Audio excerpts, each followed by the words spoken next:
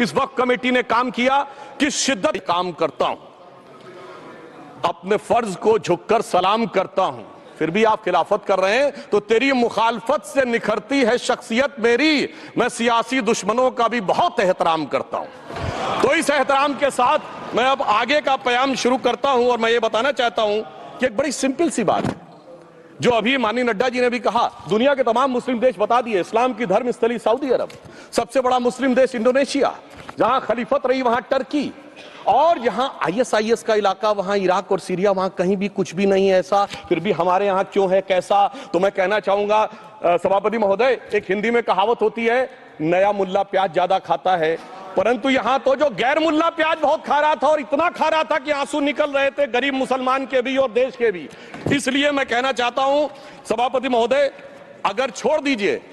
भारत की बात करिए, तो क्या ऐसी कोई शक्ति सिखों के पास है, ईसाइयों के पास है? अब तो मैं पूछना चाहता हूं, सुप्रीम कोर्ट ने अपने जजमेंट में कहा कि भाई शाहजहां के जमाने का लिखा फरमान लेके आइए, तब हम मानेंगे कि इस पे कोई दावा है या नहीं। आप सोचिए कि अगर ये वक्त का कानून इसी ढंग से चला होता तो क्या होता। अभी हमारे जॉन ब्रिटास जी और मनोज झा जी ने बहुत सारी बातें बोली थी, एक प्यास की बात बोली थी, उन्होंने उड़ीसा के ग्राहम स्टोन्स का जिक्र किया था, तो उसमें तो कांग्रेस की सरकार सीबीआई की इंक्वायरी नहीं कर पाई थी, मगर जब ताजमहल का उल्लेख आता है सभापति महोदय, तो एक प्यास मुझे याद आ जाती है। जब शाहजहां जेल में था और दूर से उस ताजमहल को देखता था और उसे सिर्फ एक सुराही पानी मिलता था, और उसने औरंगजेब से कहा एक सुराही पानी और भिजवा दो, तो जानते उसने मना कर दिया। तो दुखी होकर शाहजहां ने फारसी में लिखा, ए पिसर तू अजब मुसलमानी, जे पिदरे जिंदा आप तरसानी, आफरीन हिंदुआन सदबार, जे देहंद पिदरावा मुर्दा देवम आप। मतलब तू कैसा मुसलमान है जो जिंदा बाप को पानी के लिए तरसा रहा है?